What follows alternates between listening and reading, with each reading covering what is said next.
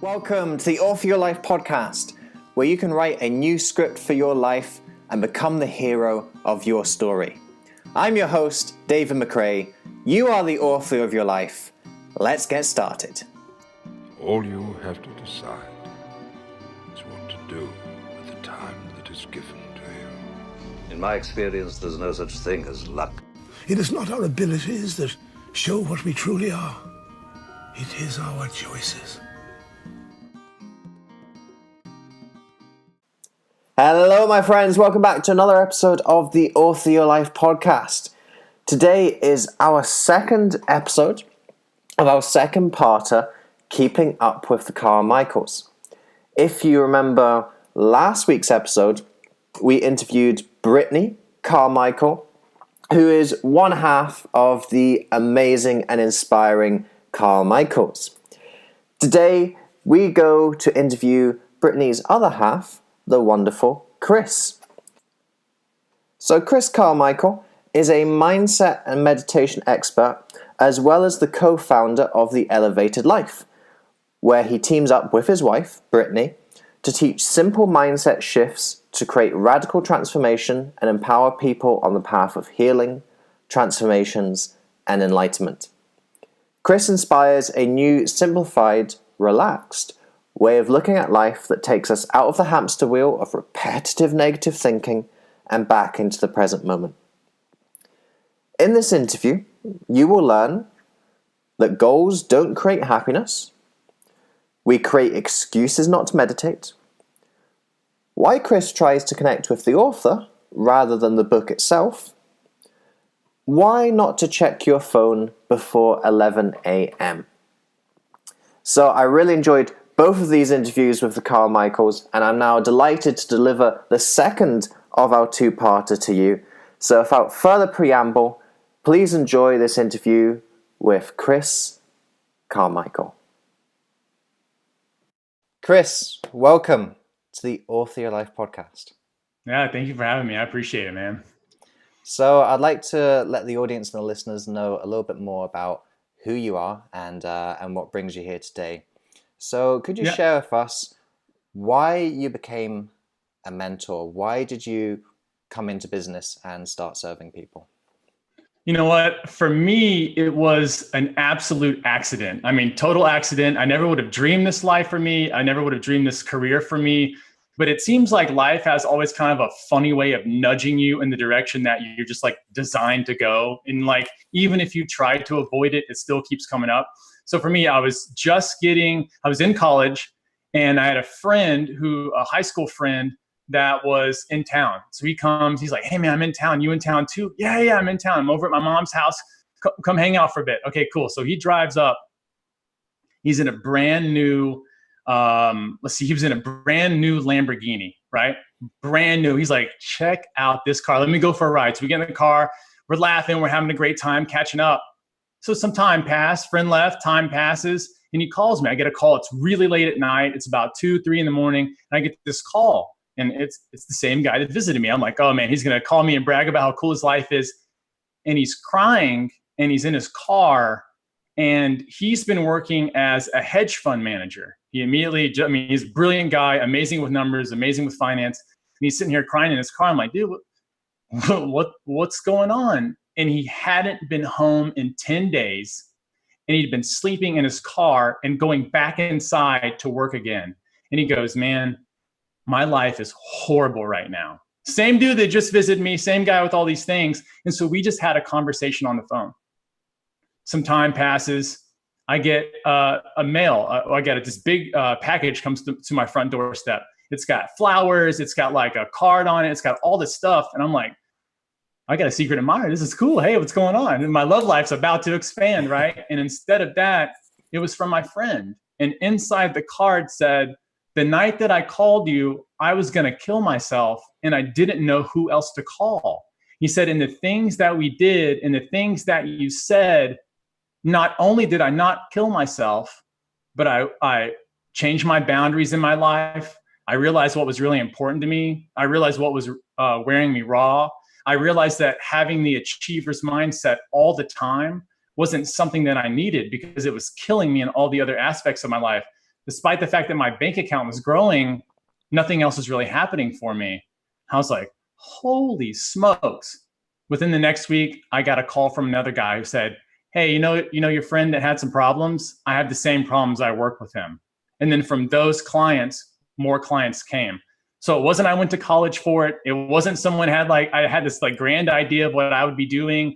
I was pursuing real estate at the time. It was something totally not related, just totally something different. And here comes this guy with a need, and I just stepped into the role to serve it. And then I've just continued doing that ever since. And so people have found me as this mentor, and it's just that what I really do is I teach people how to relax. It doesn't really get much more fancy than that. All I'm trying to do is just slow down people's minds long enough so they can come back to themselves, so they can feel themselves again, so they can come from that centeredness and not feel so stressed and anxious and worried and fearful about everything that's never going to happen. Because, most of the stuff that we worry about doesn't happen at all. It's just all these things we start imagining. We have these illusions that we live by. And once you start to relax a little bit and you settle down, just like if you've ever done meditation or you've ever done yoga and you've been able to still yourself, you've had that experience where you're like, man, life's not as bad as I thought it was. I'm actually doing pretty great, And so that was the same position those people were in. And I just help now facilitate that for more people. Mm-hmm. So how did you feel when this person revealed to you that night they were planning to take your life and you have literally saved someone's life? What's going through your head when you hear something like that? It was unbelievable. And it was unbelievable because, for one, I felt really honored. That was one of the parts that I felt. It was just like, the idea that if you can even do one or two great things in your life, like, you've more than made it. I know a lot of people want to live behind these like massive legacies. It's totally not important to do that. If you help just one person move and do something a little bit better in their life, you've nailed it. You've nailed the whole thing.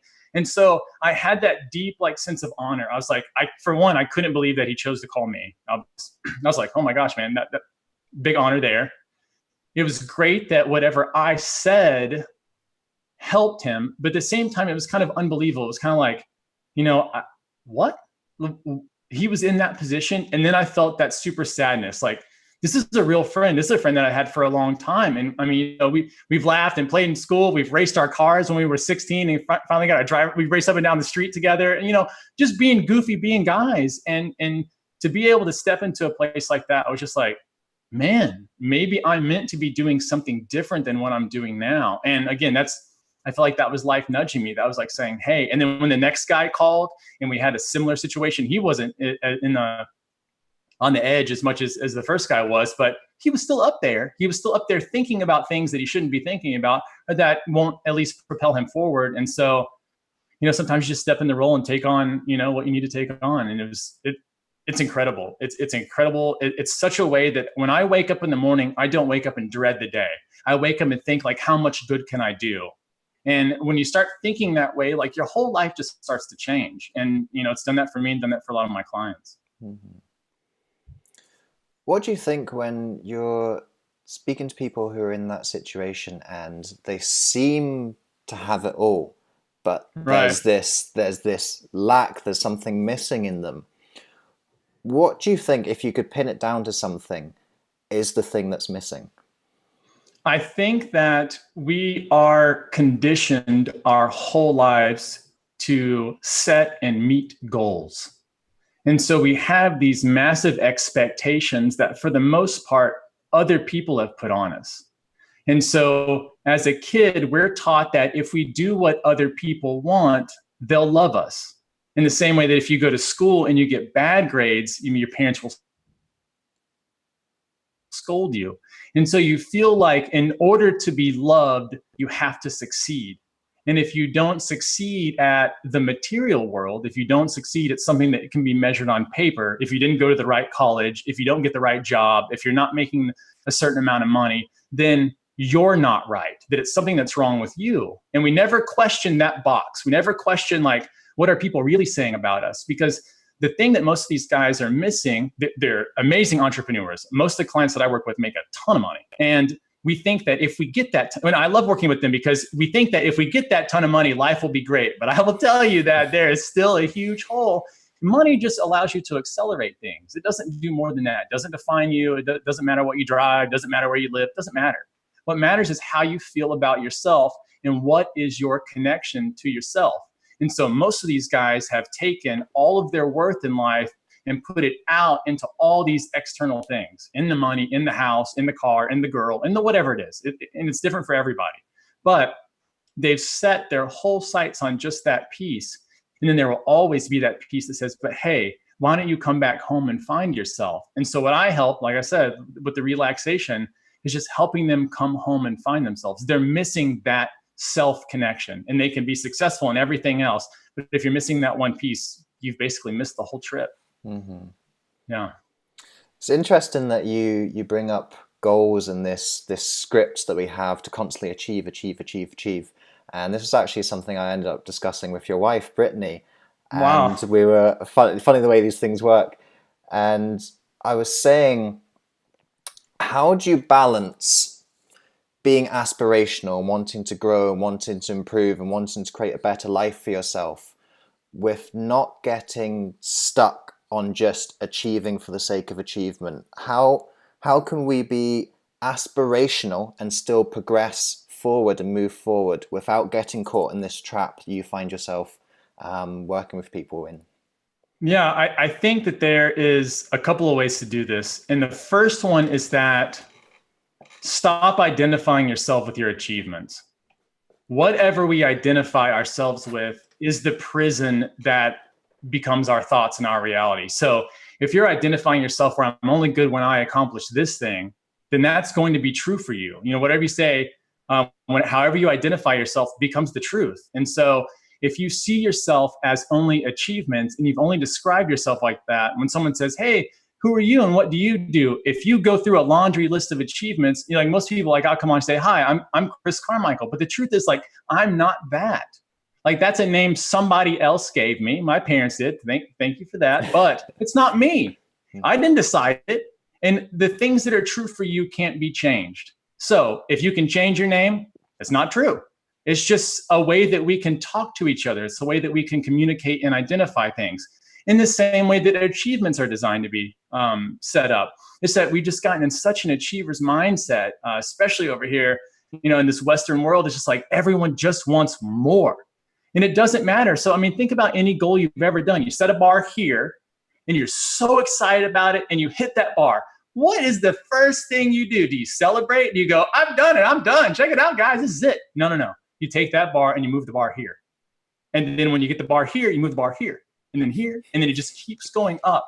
And so you get to a spot where you're like, there's just more ladders to climb. And I think it's coming to a place where you realize that. And you realize that while achieving things and doing things is great fun. And I like to use goals in order to like move my life in different directions. And that's it. The biggest story that I can relate to how this really works is one of my favorite. And it really distills like all of the stuff that I teach into a small story. And that is, there are two wolves standing on a cliff looking down at sheep below. And one wolf looks over at the first one and says, hey, let's run down there and get one. He's super excited. And the other wolf says, no, let's walk down there and get them all. And I think the point is to stop running and chasing one thing and start enjoying everything that you have in the present moment already. We never really have a future and we never really have a past, right? The past is always what we remember. And the future is something that we only experience as the present moment. So if you're constantly putting yourself out, at the goal, I'll be happy. At the goal, I'll be happy. That won't ever get there. So the only thing that we can work on is what's going on in the present. And if you can't be in the present moment, if you can't appreciate the present moment, if you can't do those things, the future will never bring you what you want because it doesn't exist. It's just an illusion that we have in our mind. So as you step forward, you have to be, am I liking what I'm doing here? Does this bring me joy every day? And start to work with those kind of feelings. And then everything else kind of just settles itself. Mm-hmm. So you've been talking a little bit about centering in the present, calming the mind, getting rid of the noise. Do you have any suggestions on how you can do this? 100%. The first thing to do is You want to start taking away in the beginning, you want to start taking away your senses. So the easiest way to start is to close your eyes, because we're excited by things all around us. The second that we see something new, our brain gives us a little dopamine, and the dopamine feels good. This is why so many people scroll for hours on Instagram or Facebook. It's something new, dopamine, dopamine, dopamine. And then what ends up happening is they go back and check it later, and it's the same post. And now they're not getting that dopamine drip, so it feels crappy. So what you want to do, close your eyes down so you're not excited by what's around you, and immediately begin focus on your breathing. Breathing is the one thing that is always in the present. Always. It can't be somewhere else. You can't be like, damn, you remember that breath 10 minutes ago? That was a good breath. But this breath here right now, I'm not so sure. Breath's always here. So the first thing you want to do if you start to feel stressed, if your mind's going 1,000 miles an hour, is to just pause for a second, close your eyes, and focus on your breathing. If you really want to knock it out of the park and you really want to do it, only breathe in and out of your nose and count to 100 breaths. I mean, at that point, if you count to 100 breaths, if you make it that far, your body will be so relaxed that it's difficult for worry and all those other kind of things to set in, because you get to that place where your thoughts have moved, your brain wave has moved out of the normal beta state that we all operate in day to day, all the complicated tasks that we do, and it'll lower down into alpha, which just means your brain is slowed down a little bit. And what happens as it slows down is you stop using so much of your logical mind and using like knowledge that you've accumulated from books and school and all that kind of stuff. And you start getting more guided by intuition. You start feeling things are right for you versus like, well, will this be okay? Will my mom be mad if I do this? Like those things won't pop in. It'll just be like, hey, you need to do this as the next step. Okay, now you need to do this as the next step. And so once you get centered like that, life changes. And you can do it all the time. I mean, it doesn't cost any money. You don't have to go anywhere. There's no special tool. It's just breathing. And I think that's why we forget about it. It's because we all have it. You can do it. Like right now, we could do it, right? And so it's like, well, that's just too simple. That can't work. But it does. And the reason why I found that is because I had this little device that I bought, and it was showing me, I had a client that always had a super high heart rate, just nonstop. And so I'm looking up, okay, how do you slow down your heart rate? How do you do that? There's this little machine where you put your thumb on it and it like measures how your pulse is beating or whatever. And it tells you when to breathe in and when to breathe out. And just doing that exercise makes your heart rate slow down. And as we know, as we calm down, we don't have so many fearful thoughts or like, oh my God, I need to be running for this, or oh my God, I need to be in a fight about that. It's just we slow down and we don't care. We're just calm and centered. And so using that little machine, I was like, well, dang, I've already got breathing. I don't need this machine anymore. So it's a crazy thing. It's a crazy thing that we all have it and we all can do it at any time. Mm-hmm. Yeah, I think this is such an interesting topic. I've had people on the podcast before, meditation teachers, mindfulness practitioners, and we hear the same advice over and over again. Slow down, be present, focus on your breathing. And I think part of what you said, that it seems too simple to be effective. Well, of course, I breathe all the time. Why would focusing on my breathing change anything? And I think people get lost in the simplicity, and because they see it so simple, they don't believe it's effective. What would you say is a belief that people have, or a misconception that people have, that stops them having a regular practice of meditation, mindfulness, whatever it is you want to call it? Yeah, I think the first problem is that, like you're saying, people overcomplicate it. And they want to go from, they want to sit down and have some result that they can measure immediately. The biggest problem that people have with meditation and mindfulness practices is that they keep a goal. They have a goal and they have an achievement in mind. This achiever's mind is what's going to get in the way. It's always a thing. This damn thing is going to get in the way. And that's just the way it is. So you have to accept it and have to separate yourself a little bit from it, because that's going to be the downfall. As long as you have a goal or you want to achieve something from meditation, you can't enter the meditative state. It won't happen. And it's because for your mind to be active, you have to be in beta. Alpha is the meditative state. And so while your mind is active and engaged and you're thinking about stuff, you're not there yet. And so if you're constantly complicating it and wanting things from it, oh, well, if I just sit down for this 20 minutes, then I'll finally be fine. It won't happen. You have to let it happen. You have to, meditation and focusing on your breathing and those kind of things is all about letting go. So the first problem is people overcomplicate it with a goal. The second thing that people do is they think they have to sit. They've watched, monks and, Buddhists and stuff like that sit in lotus position, where if you haven't done yoga or you didn't live in that tradition and you weren't used to sitting on the ground to eat food and things like that, it's going to be hard. I mean, that's a hard position, especially if we don't have flexible hips. We sit in chairs. This is the 21st century. We sit in chairs all the time now. And so because of that, sitting for a long time, even just cross-legged, it is painful. And so a lot of people think, well, it was painful the first time. That crap's for other people. I won't do it anymore. And the reality is you can just sit in a chair. You can lie down on the bed. I mean, you can go lay in the sand, get a hammock. I mean, whatever, it doesn't matter. So I think a lot of people get uncomfortable. And the third thing that people do is they say it takes too much time. And there's an old Zen saying that says, if you don't have 20 minutes to meditate, then you should meditate for 2 hours. And it's so important because, again, if you look at like big companies like Google, like Apple, like Microsoft, like all these big kind of companies, and you read the stories of how did the company start? How did it start? Did they sit in meetings and think up the Google and all this kind of stuff? That's not how it happened. It happened through a trance state. In other words, it happened in a state that was different than normal consciousness, your waking stuff. Focusing on your breathing gets you there.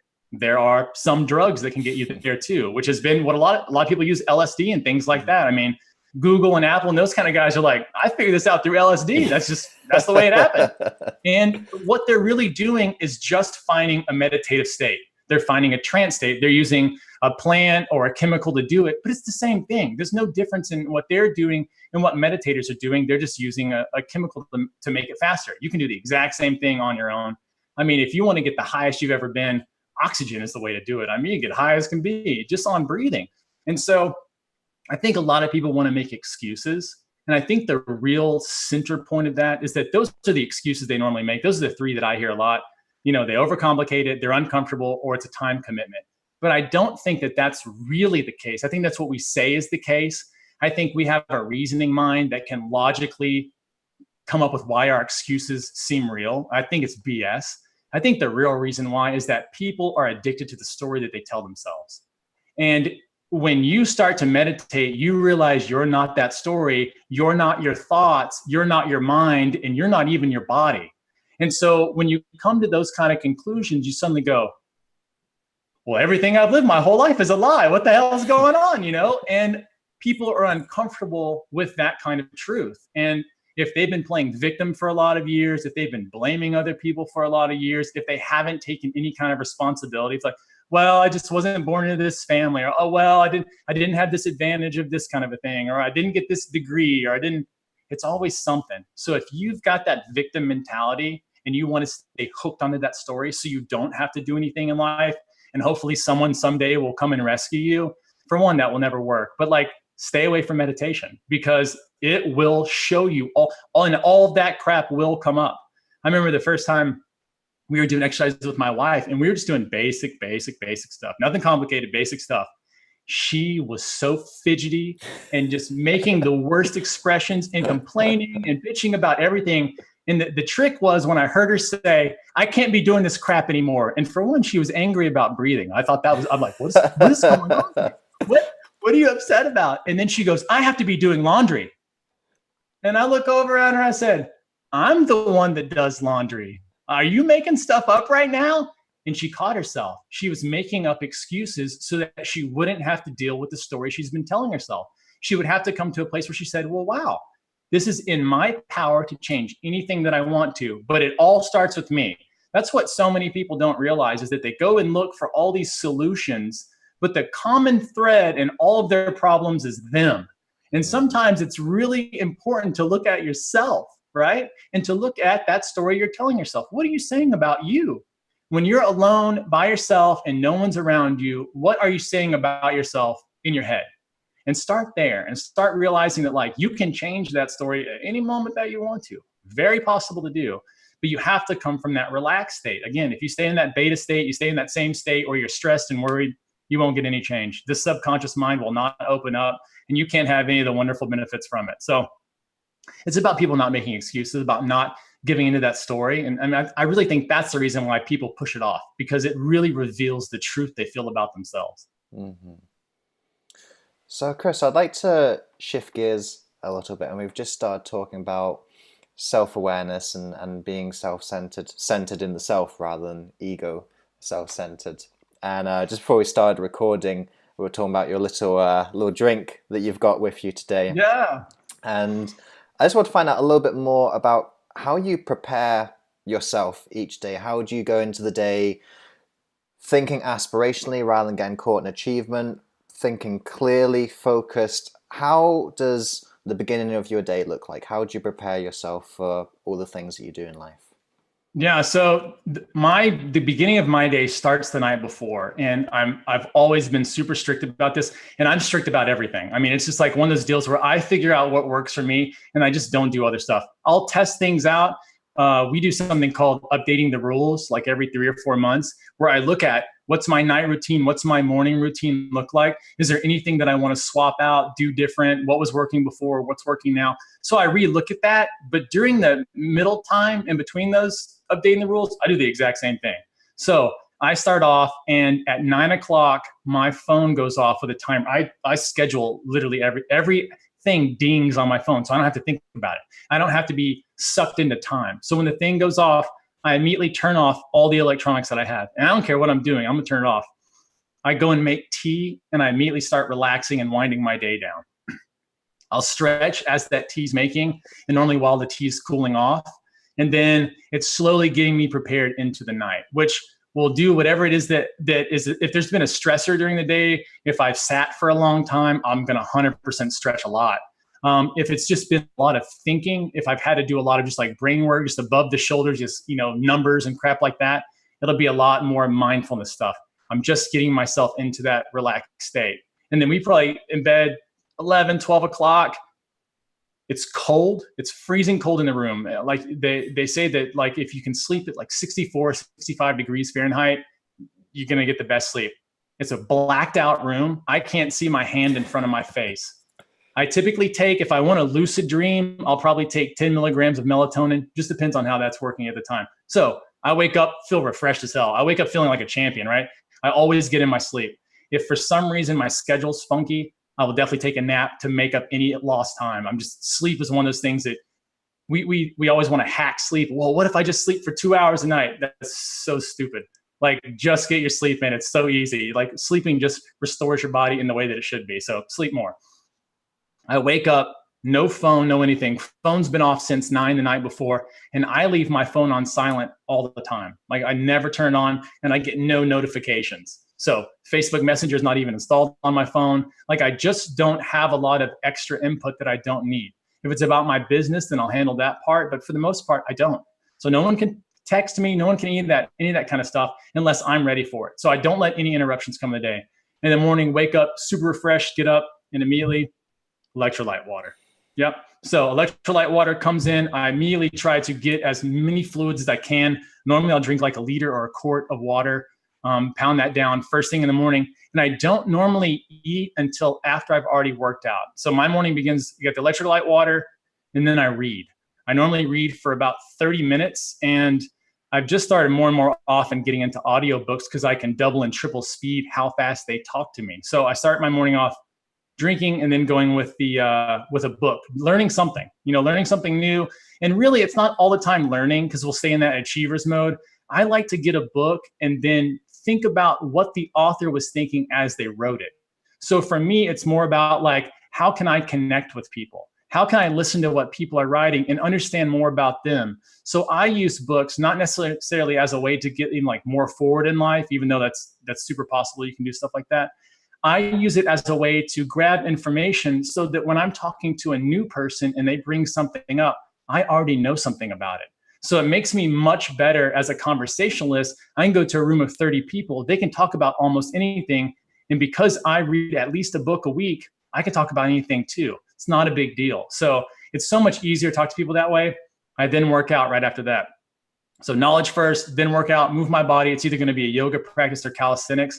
Then I eat after that. So I don't have any meals in that morning time. It just, as I've gotten into my 30s and stuff, I realized that just getting up and eating a big breakfast doesn't work for me. Like, I feel sluggish, I feel tired, and I don't know why that is, but if I push my meal off to, let's say, like 10:30 or something like that, maybe even 11, like more of like a lunchtime, I feel like a champion. I can move. My workouts are better. I'm stronger. It's weird, but I started doing that more. So that's how my morning routine goes. No social media in the morning, no phone in the morning. I don't check it. I don't pick it up. I don't look at it until I'm done with that first meal, after I've done the reading, because at that point, I've done all the self-care that I really need to do in the day.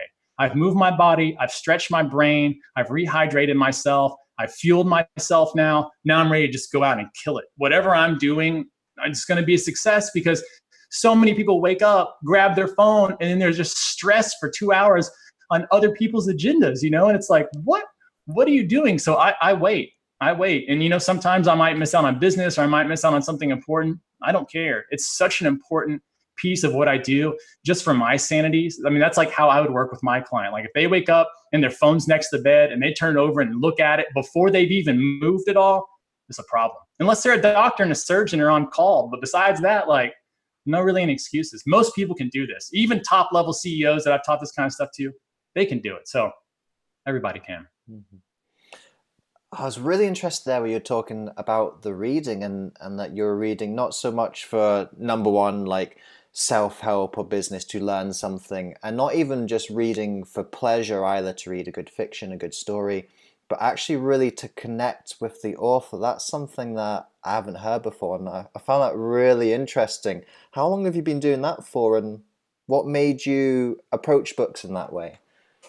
Yeah, so I've been reading books this way for a really long time, but with the specific of finding out more about them, I probably started that about 6 years ago. It just dawned on me that like the way the person was talking, I like felt a connection with them. I'm like, oh my, it sounds like I'm writing this. And so what I did was I reached out to the author. It's beautiful. We live in the age of the internet. You can literally just message somebody. Back in the day, what am I going to write, a PO box or something? I don't know. How am I going to do that? But today people will answer. Everybody's got a Twitter or an Instagram or something. You can talk to these people. So I wrote the guy up and I was like, dude, what? You're saying stuff that only I thought I thought. And what it made me realize was that I'm not an island. Like there's so many other people with the same problems, with the same aspirations, with the same everything going on in their life. And it makes you feel so much more connected when you start realizing that like you're not alone. And so when I reached out, he was just like, dude, I like you. Let's just have this conversation. And I thought, I've not been reading books this way. I've not been trying to connect with the author. I've just been trying to take the words, assimilate them, and then put them into practice in my life. And hopefully something turns out a little bit better. But the reality is that there's so much more depth when you start listening to and looking at people. And what it's done is like in regular conversations I have with people now, I hear so much more than what they're saying. Because that so much of of what we're exuding out in the world is more than just the words. So much of it is the body language, but so much of it is what's not being said. I like to think of people more as like the icebergs, these huge, these huge things, but really only a portion of them is a portion you can see. And so when I'm reading or when I'm talking to a person, I'm trying to listen to all the subtle stuff that's below that surface. And reading it this way has really just like opened up my eyes and ears to like, wow, people are different than I thought. Because a lot of times people put on masks. The word personality comes from the word persona in Greek, meaning mask. And so it's like, we're always putting on these masks for other people. And I really am interested in just show me the truth, just be who you are. I'm interested in that part. And it's allowed me to just really connect. And I feel like a lot of times people feel that, they'll be talking to you like, man, I just met you, but it is a big connection. I feel so comfortable. I feel like the books really help me do that, because there's only so many people I can really talk to and connect to on a day-to-day basis. I'm just limited by time, and I'm limited by geography a little bit. But when you start reading people's words, like books are hard. I mean, you put together a book, it's tough. Like writing a book is it's birthing a baby. I mean, it is ridiculous. Yeah. And every author that I know has been like, it's hard. Like it's so rewarding to finish it, but it's just a straight grind from beginning to end. And it's just like, dude, is this ever going to work? And so you have to remember that in all these books, people are pouring their heart and soul into it. It's a labor of love. It's them ditching everybody else and sitting down at a computer or a typewriter or whatever they have and grinding it out. And so you're listening to a person talking about something they're passionate about while they're grinding. And it's like, you get so much more insight when you start listening to it that way and start really distilling at what their personality is about. Super cool to do. I'm so glad that we've come onto this theme of connection interactions. This was something I really wanted to explore with you and Britt. You guys are the first husband and wife partnership that I've had on the podcast. I knew this was something I wanted to explore and take advantage of. So in that respect, looking at connection and looking at interactions, what do you feel are key components for developing that connection with anyone that you meet in life? I think that if you can come from a place where instead of seeing people as how can you use them in your life, you come from a place with how much can you love them, you build a different connection. So when I go into a conversation, I'm never thinking, man, I wonder what this person can give me, which I know a lot of people do that. They just, well, I'll meet this person, then they'll make me famous, or I'll meet this person, then I'll get these connections, or I can hang out in their cool house and on their jet skis, or whatever the case might be. A lot of people just use people for personal gain.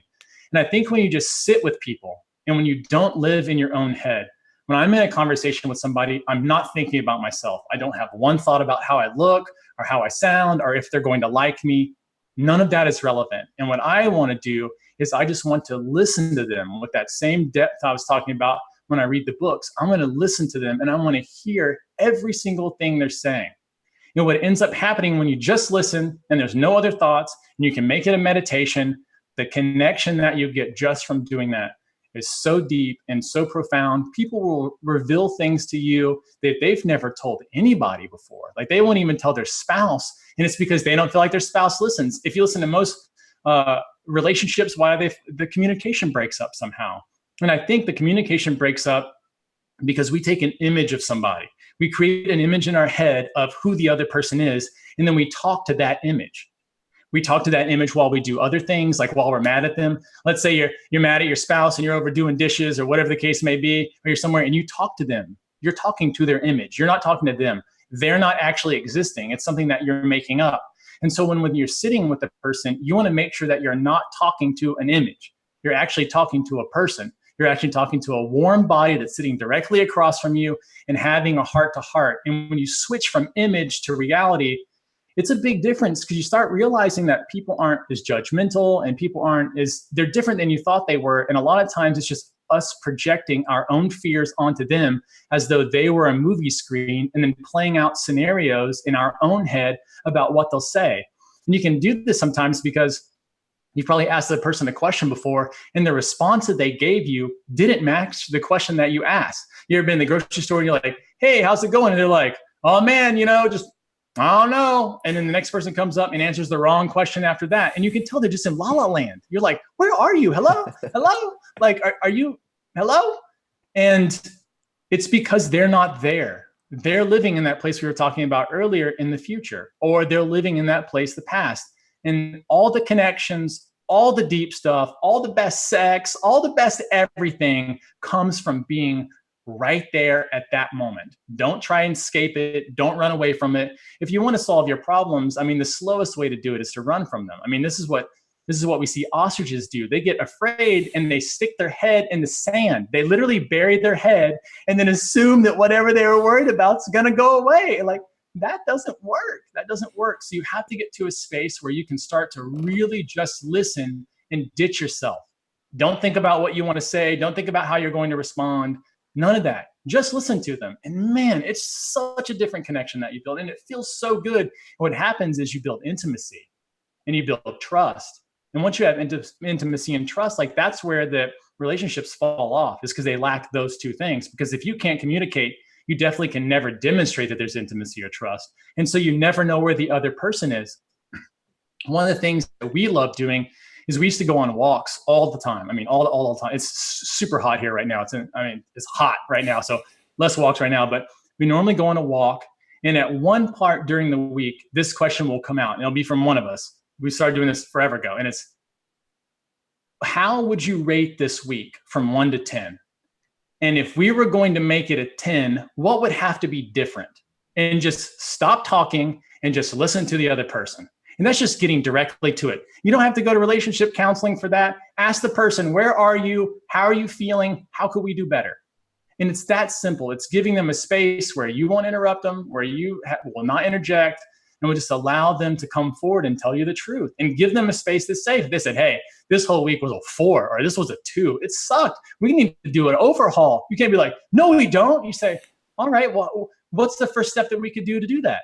Okay, cool. Let's just start doing that this week. Fantastic. Let's start doing it. And boom, you're right there. It's because you've listened, you've communicated, you started to understand where they are. And once you understand where a person is, you're not talking at them, you're talking to them.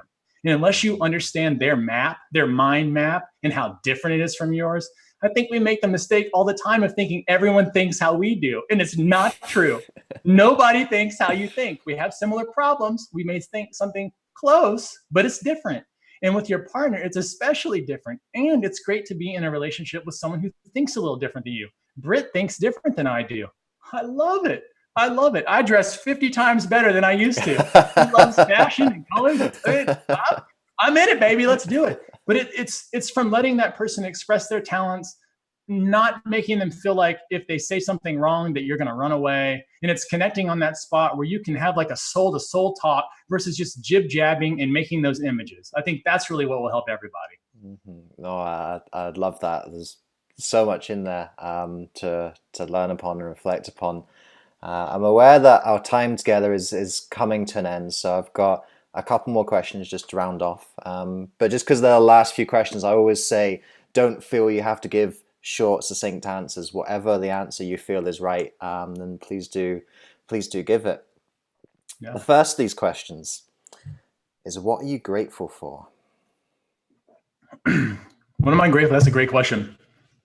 And the answer would have been totally different had this been 10 years ago, and probably before I'd ever really experienced either death or close to death. And I think that the second that you have a close family member die or a friend die, or like for me, I've been in multiple near-death experiences where like I definitely thought I was going to die. You start to be grateful for really small things. You start to be grateful for just being able to wake up in the morning.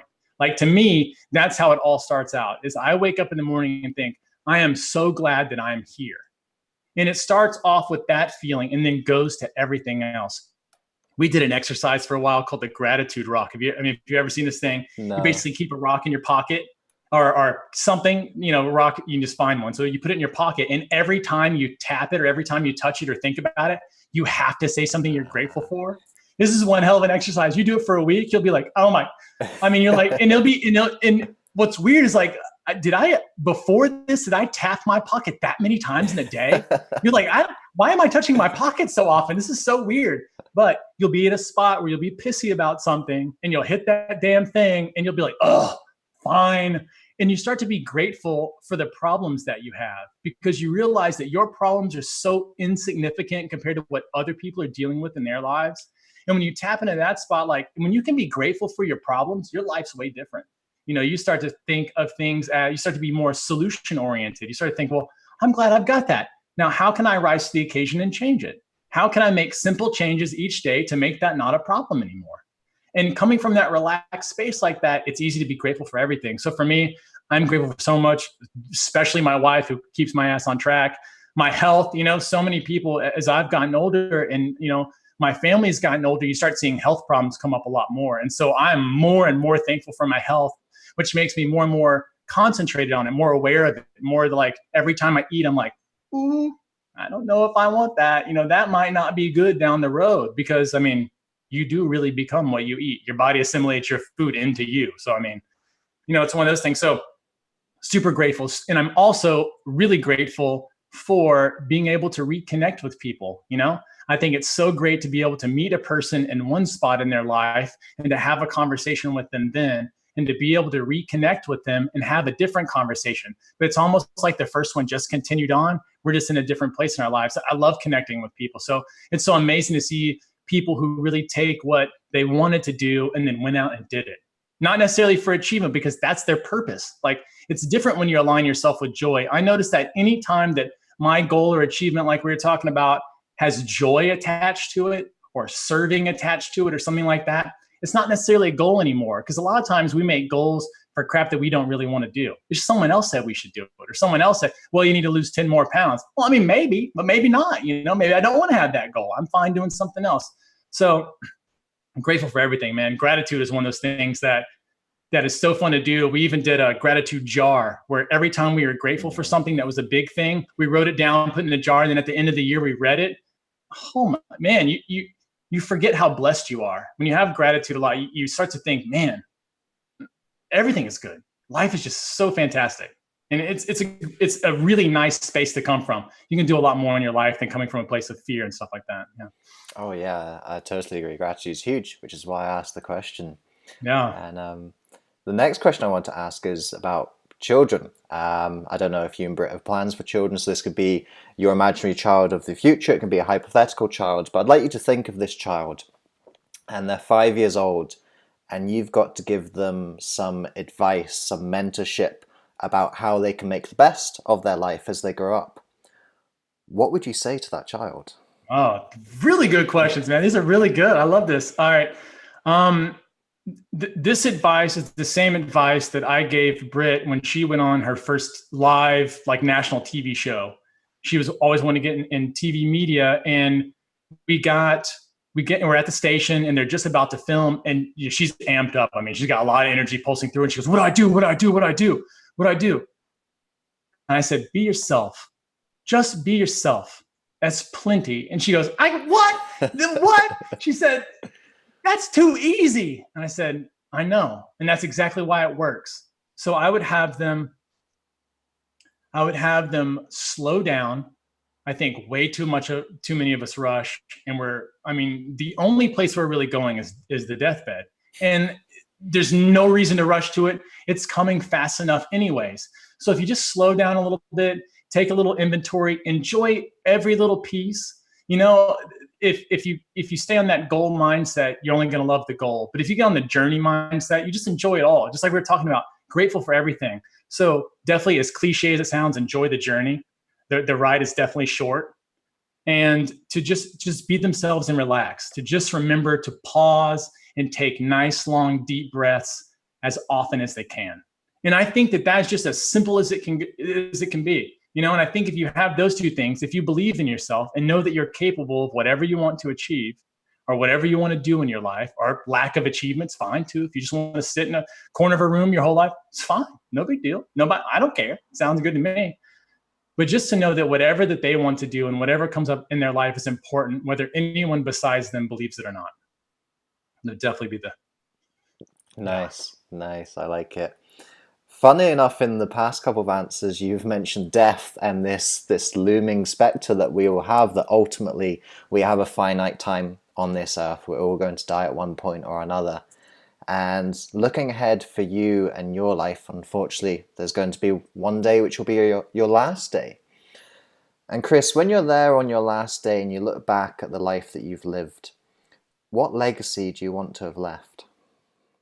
I just want to, again, leave the idea with people that they're so capable. I know a lot of people don't believe in themselves, and a lot of people come to a place in their lives where it feels like nothing's really working, or that, they just stay stressed all the time, like they just can't get their head above water.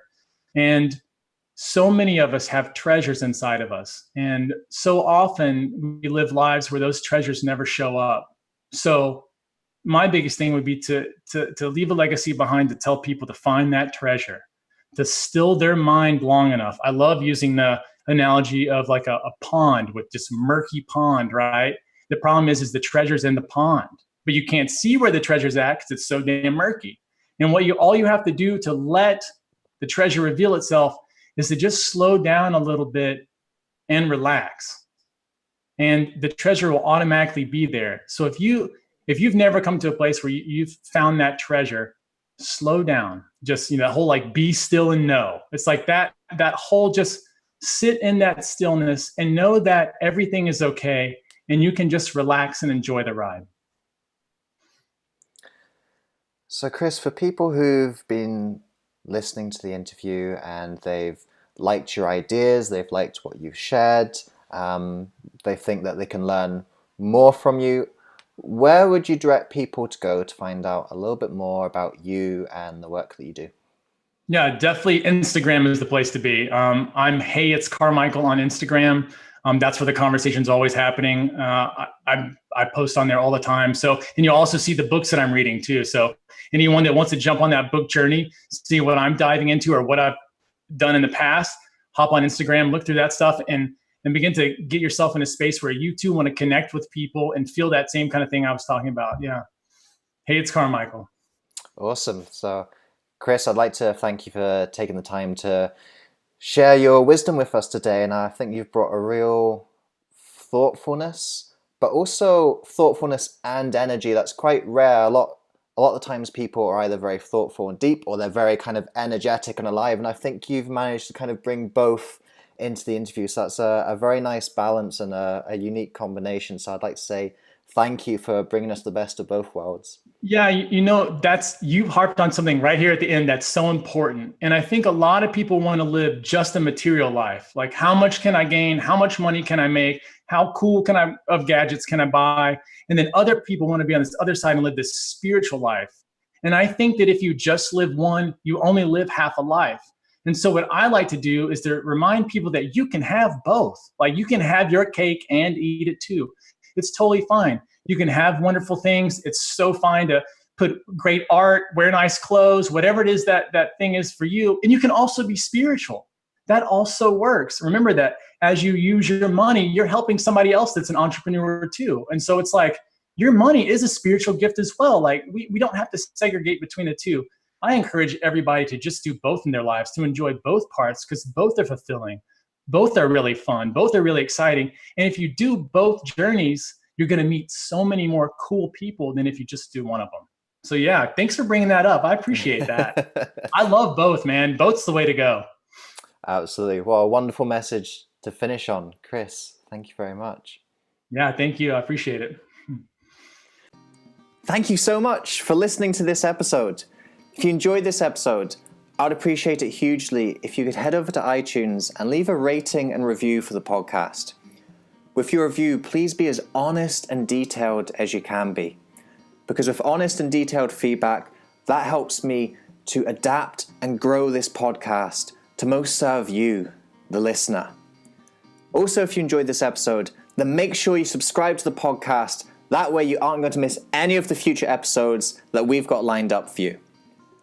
Until next time, remember that you are the author of your life.